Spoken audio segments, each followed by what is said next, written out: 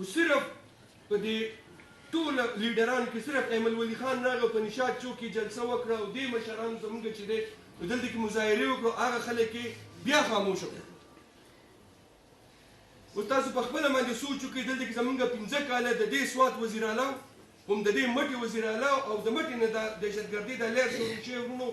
تاسو په خپله باندې ما خو څه ته کې نه دي ویلي چې د یو اخباري بیان قدرې ورکړی یو جلسه او جلوس او خلک خاموشه کول دا خو ډېره لویه خبره ده خو یو اخباري بیان پکار نه و چې ده ورکړی نو عوامي نیشنل پارټي رونو ستاسو د مخې ده چې په 2008 کې چې کله د دې پارټۍ حکومت راغی نو په دې خاوره باندې اور لګېدلی او بالخصوص په سوات کې ستاسو د مخې ده چې هر ځای کې دهشتګردي وه حالات ډېر زیات خراب وو